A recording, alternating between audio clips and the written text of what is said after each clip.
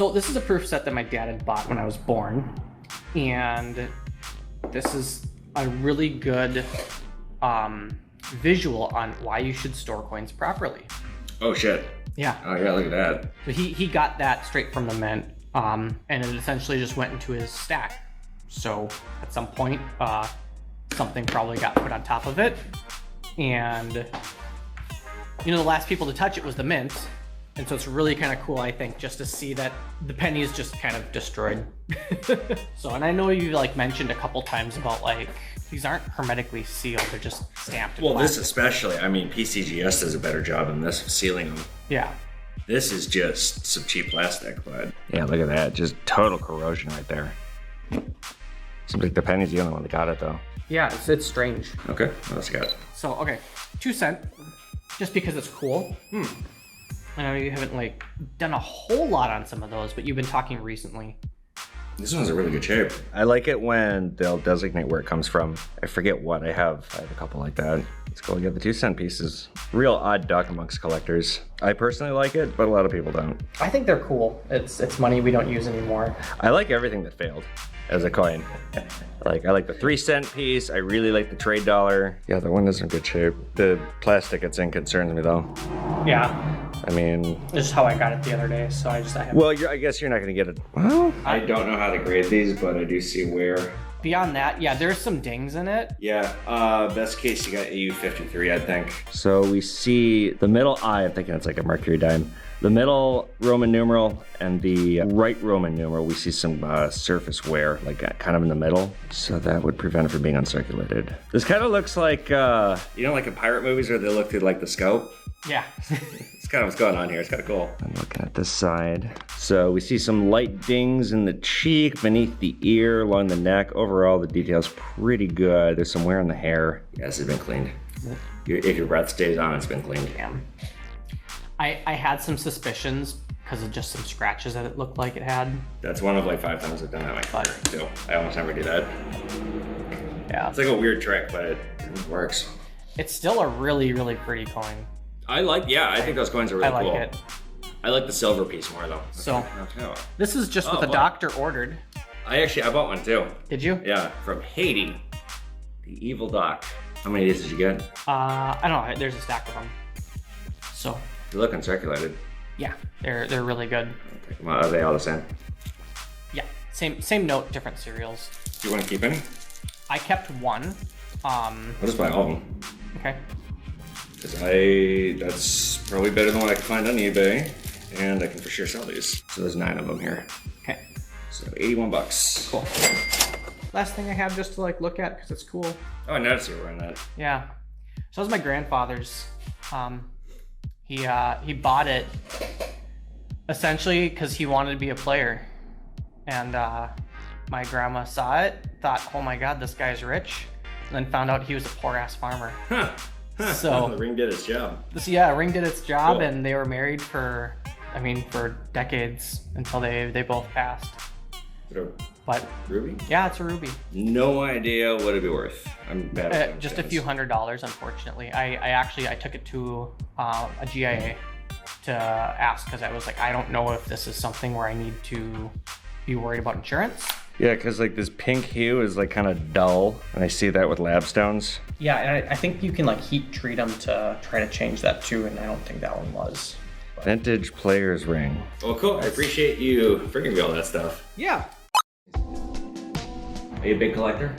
Yeah, I'm a partial collector, so. 2022 Geronimo. Here's a rattlesnake. Let me look this up. Yeah, no worries. Is that all you got today? Yeah, that's it. Sounds like not on eBay at all. It's a very rare one to find on eBay. Do you have a price in mind for this? Somewhere in like the 60-70 range, probably. Okay. I mean, I can find you. So this is. Yeah, if you could show me something. That'd this be is helpful too. So ungraded here. It looks like is 129. Okay. Yeah, I mean, hey, it's a cool piece. Yeah. I think for 70 bucks I could. You can. If I have to keep this, that's fine by me. Yeah. I like this. Yeah, I figured. I don't like the reverse as much. I know the reverse sucks. Same price on this one? Yeah. Okay. 140? 140? Yeah, that works. Deal. Cool. We'll get you cash. Okay.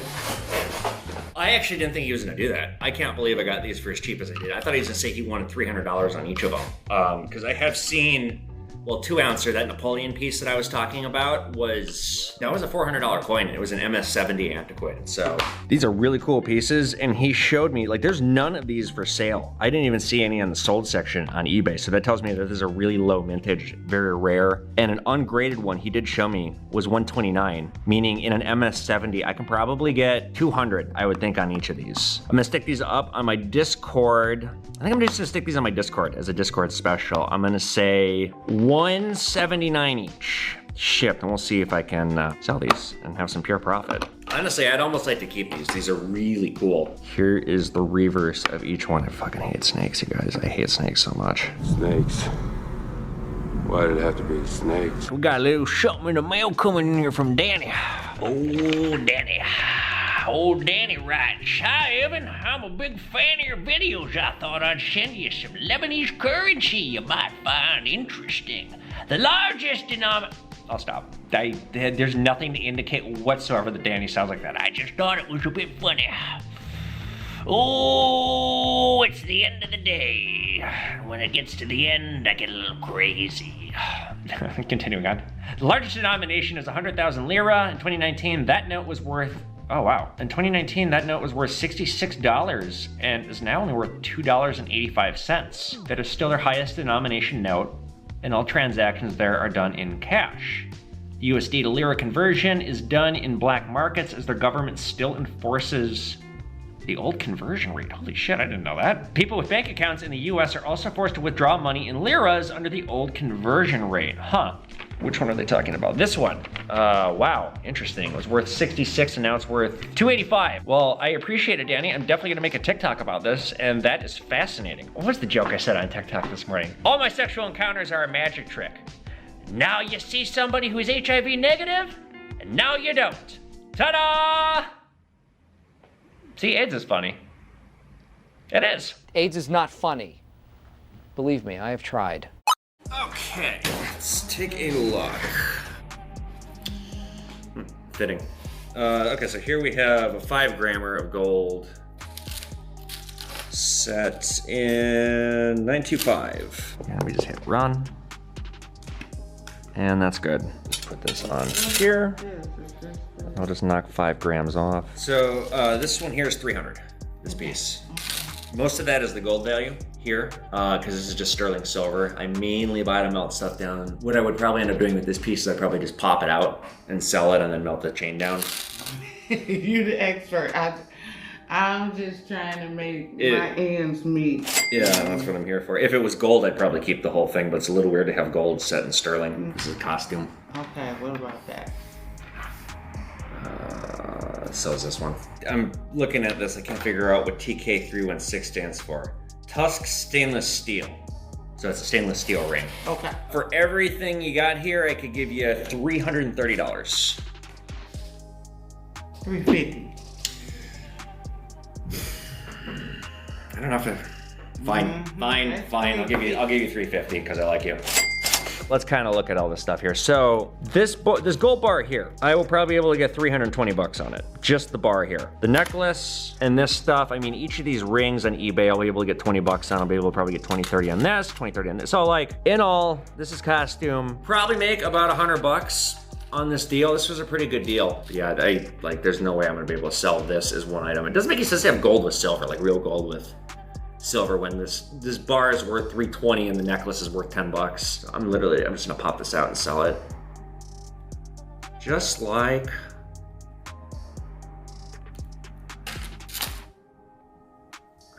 that. How you doing? Hey, how are you? Good. Good. What's going on? Oh, cool. Okay, cool. Let's see what we got here. These ones are not silver. These ones are really expensive. Are any nickels silver? They did wartime nickels during World War II. Okay. When you turn it over on the other side, you'll see a big letter on it, a P, a D, or an S. Okay. Those ones are silver. I would be at 60 bucks for this stuff. Okay. Does that work? Cool.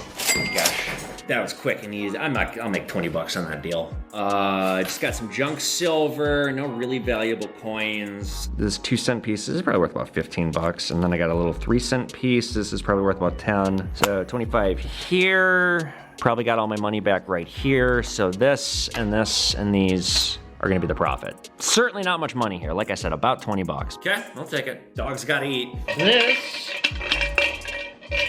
is a remote deal that was sent to me 2 weeks ago, 3 weeks ago. It took a minute for the person to claim it. I'm not gonna repeat myself because you guys know what I'm gonna say. But it turned out, they thought it was sterling. It's not, it's silver plate. And it was their grandmother's, which, you know, it's only worth like a couple bucks. And I was like, look, it's sentimental, you didn't know. I'm gonna make a TikTok about it and why I'm not buying, or like why it's, I mean, I would buy it if it came with other shit, but it's like actually not economical for anyone because I can only pay him like $2 on this, and it was important and it was his grandmother. So what I'm gonna do, I'm gonna make an explanatory video about why this isn't something that's really worth me buying, or like just why it's not worth a whole lot of money. And then I'm gonna just send it back to him because it's sentimental to his grandma, and if I were him, I'd be pretty pissed that he spent 18 on shipping. Yeah, this is just going back to him. We've covered this before with, I forget what episode we covered this in. It was like one of the early ones upon me, like one of the first 10. 925 or sterling. Look for those. If you see international, if you see Oneida, EPNS, or the word plate, or you got that crazy tarnish going on, it's like way rainbow and just nuts. It's silver plate, not sterling. I buy it $1 a pound. I sell it at $2. Nobody wants it. It's not valuable. I'm not ripping anybody off. I'm not making off with some lost treasure. It's crap. So just keep that in mind before you send me stuff, because I would hate to have people send me stuff. And this has happened where it's like just A, not economical, and B, they're not happy, and yeah. It's the con artist. St. Louis Park Gold and Silver, where you are being recorded on the phone. This is Evan. How can I help you? Well, it depends what you're selling, because if you're selling mirrors or hardware or anything else that's big and large that I don't want to buy, then no. But if you're selling me jewelry or coins or things that, you know, like I made you an offer for 50 bucks the other day, that was stuff I would have bought. So if you're bringing me that kind of stuff, then yes. But I'm not buying toys. I'm not buying hardware. I'm not buying giant mirrors. Okay, thank you, Evan. Absolutely. You have a lovely weekend. Bye. Bye-bye.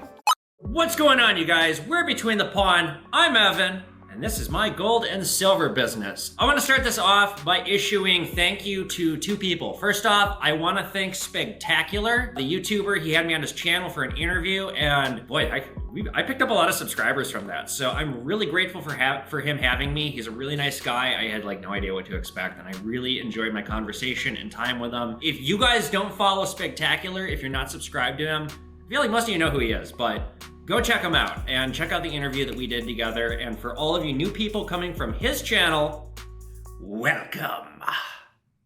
It's from Resident Evil 4. Got something that might interest you. So thank you, Spectacular, for having me. The other person I want to thank, and that's not to belittle my other Patreons, but there's one Patreon, you guys, who's given me almost $5,000 since I made a Patreon for myself. And the fact is, if he's like actually 40% of my entire Patreonship. Of all the Patreons, all the people that give me money, all the people you see at the end of the episode, this person accounts for 40% of them with his monthly donations. So I want to thank Hazim for like actually making this show possible. Cause like I'm not trying to bully him to be like, don't fucking leave, but he's like actually single-handedly making this possible, because without him, I am back to breaking even. And here's what we'll get into in a minute here. Without him, this would be kind of hard. I will continue to do this even if I'm losing money, but only to an extent, because like this is really expensive to do. So thank you, Hazim. You make Pawn Man possible, and just know how valuable you are to me and how much I fucking greatly appreciate it. Like, I was looking at my year-to-date, like for who's giving me what. And again, it's not to belittle other people, because there's a few other people that give me $100 a month, and you guys,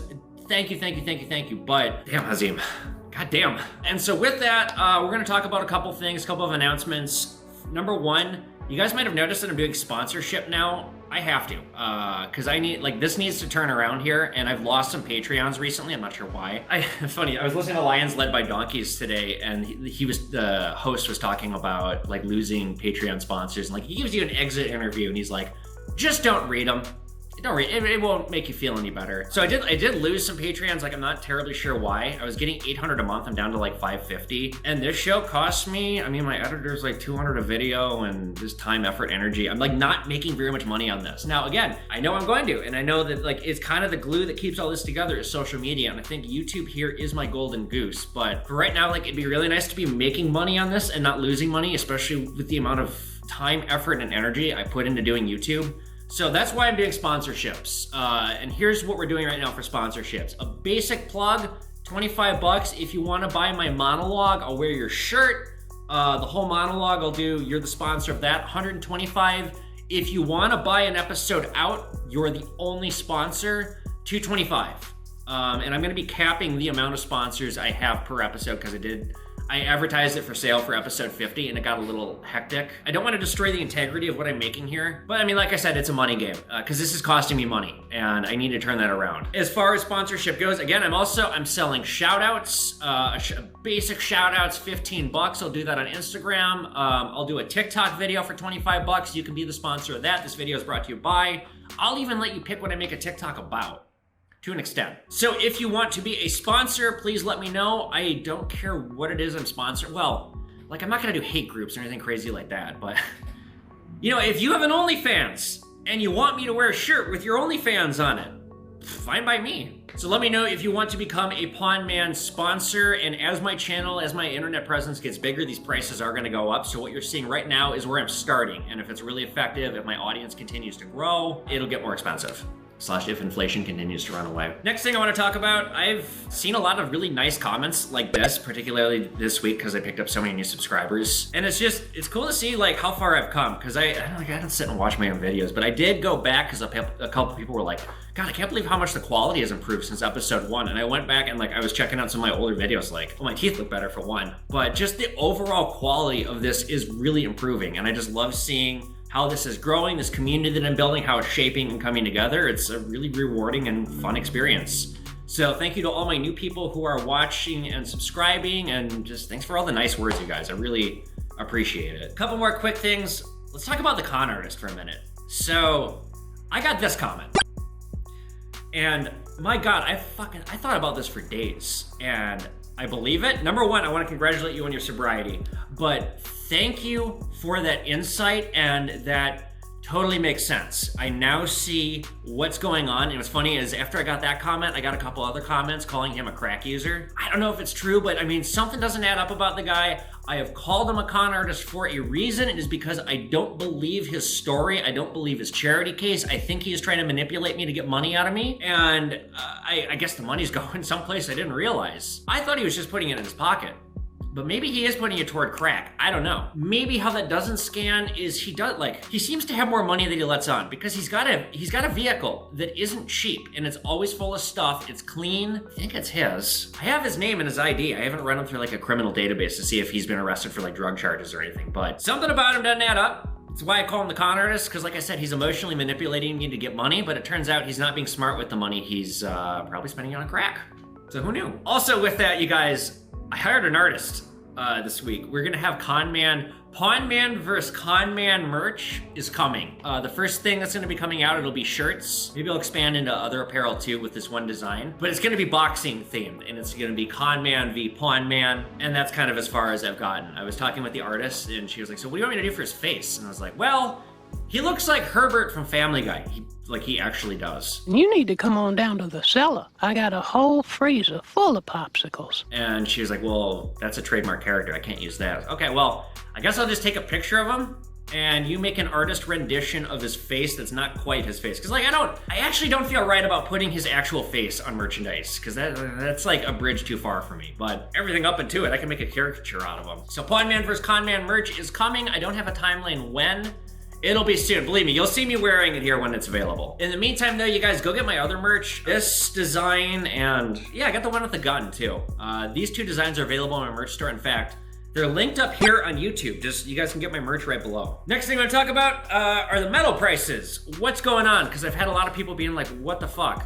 This is a buyer's market, you guys. This is the time to buy. And what is going on, in my opinion, this is an opinion, because Russia tied the ruble to gold, if gold goes way up, Russia gets a lot of power, and they have the gold reserves to back that up. It wasn't just a monopoly money thing that they did. They really do have a lot of gold. There's a ban with their gold, same as there's a ban with their oil. So certain countries are buying from them, like China, India, but other countries are not, and they do have a lot of gold. So if gold takes off, Russia gets power. From a Western standpoint, we don't want that to happen. In my opinion, that's why gold and silver are getting pushed into the ground, because just the further down it goes, the more it fucks them. But this can't go on forever, and I don't think this is gonna last for much longer. I really don't. This is the time to buy. You guys, this is not the time to sell. I am actually advising people not sell. I feel bad buying right now because you're just gonna lose money, and it's unless you really, really need the money, ride it out. I put away a lot of merchandise in the back because I think that by the end of the summer, the stuff isn't gonna go up, and I'm gonna be the wiser for doing that. So very briefly, that's what's going on with the price of gold right now. Fucking, you guys, don't believe your eyes. I went to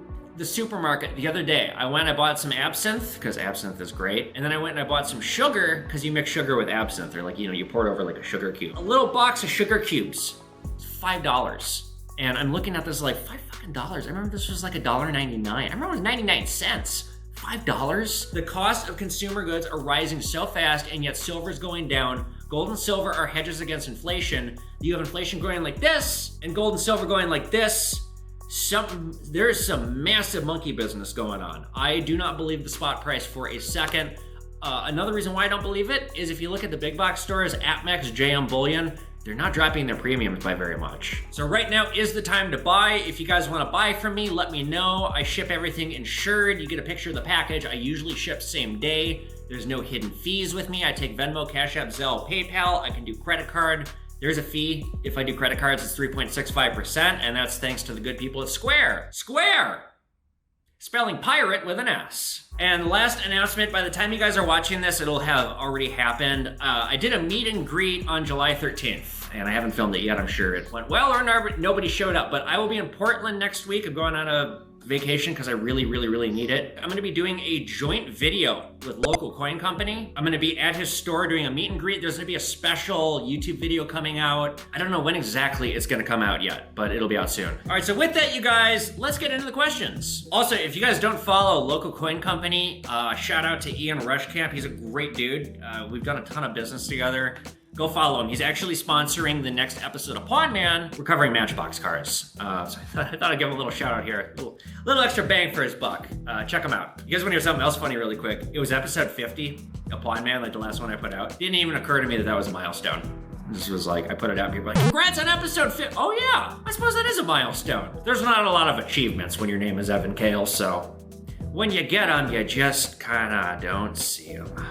Oh, and then the other thing, keep calling me Oof Daddy, OnlyFans Daddy. More people are calling me that. I think it's fucking hysterical, and so does my friend Mike. And I keep telling him, like, Mike, that Oof Daddy thing is starting to take off. So, Oof Daddy. All right, question 1 coming in from Kyle Smith. Kyle writes, do you think you will ever have a second shop? Did I answer that question already? I feel like I might answer that. Whatever, I'll fucking answer it again. For the moment, no. It is something, so I don't know why, but for whatever reason, I have gotten so sick of Minnesota for like the past month and a half, 2 months. I don't know what broke in me or why, because I've lived here my whole fucking miserable life. By miserable, I mean great. I'm turning 33 next month, and I spent my entire life here, and it's never gotten to me, and for whatever reason, it got to me this winter. This winter just kind of made me break, and I'm just so sick of the people here. I'm so sick of the attitude here. It is so hard. Like, I don't have very many friends here because they've all fucking moved away or gotten married and just like, it's everybody here is an attitude. People are very unapproachable here. It is so hard to make new friends, and between the people and the attitude and the fact that like things close early and it's kind of boring and the winters are miserable, I just want to go someplace new. I'm really sick of living here. So I don't know where I would go or how I would do it. What is kind of nice is like, as far as the laws go for my industry, Minnesota's pretty good. Minnesota does have well, I don't want to get into politics. I like some of the politics that Minnesota has, but I'm just sick of the people and the weather. So I'd like to go somewhere else. What I would do if that happened, I mean, and this is like years away, because this would cost a lot of money to do. What I would do, and I'm just kind of thinking out loud here, if I did do that, I would do some kind of profit sharing with my apprentice. I would let him take over the store, and I would go to another state and open up a new store and continue doing the social media with the storefront. But again, I mean, we're talking about something that would cost like hundreds of thousands of dollars. I cannot afford to do that right now. Yeah, maybe one day.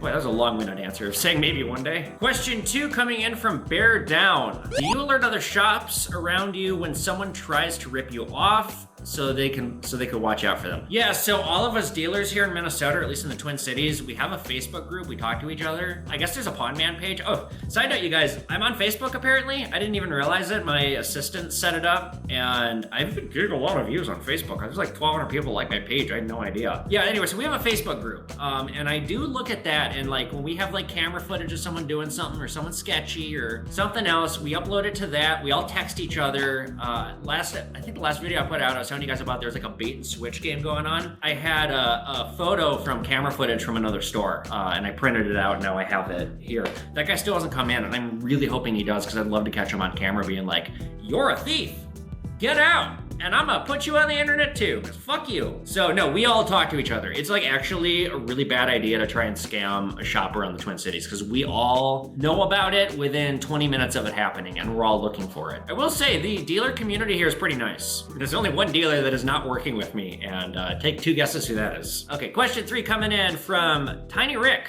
Tiny Rick says, since you deal with World War II items, someone came in there with a jerry can. What would you pay on it? It's kind of like asking me what I pay on a Morgan silver dollar. I gotta look at it and go from there. Low end, I don't know, maybe 20 bucks. High end, maybe 50. I did look this up beforehand. I saw they're going for upwards of 100 if they're in good condition, maybe a little bit more. But you know, if it's in really good condition, assume 50 cents on the dollar, because that's something I'm not gonna sell that quick. That'll sit forever. You know me, ungraded Third Reich medals, and I still got my Nazi daggers in the back. Those haven't sold yet. Militaria, you guys, I don't do very well on it.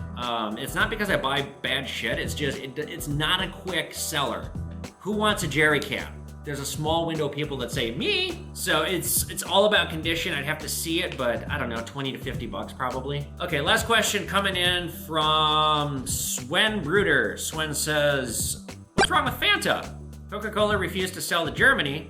What else were they supposed to do? I'm gonna refer you to the Lions Led by Donkeys podcast about that. The episode is called This Genocide, brought to you by Fanta. Fanta was not good. They were in bed with the Nazis. That's, need I say more? They were in bed with the Nazis. Mercedes-Benz, BMW, they were in bed with the Nazis. You know, a lot of companies were, and they could have done the thing the companies are doing now in Russia and left and said, we don't want blood money, but they didn't do that. And Fanta's one of them. Maybe I'll cover that in a future episode of Pawn Man. We'll talk about it at length, but like for right now, just know that they were friends of the Nazis. All right, you guys, that'll about do it for this Between the Pawn. If you guys like this video, be sure you give it a thumbs up. If you want to become a Pawn Man Patreon or a sponsor, just know how much I need your help. It's not expected. It's never expected. I hate that I'm sitting here asking for money. The fact is, I kind of need it. Post your questions in the comment section below so I have more stuff to answer on the next Between the Pawn. Get my books, get my merch, follow me at Pawn Man, at Evan Kale, and I will see you guys back here for another Between the Pawn. Later, guys.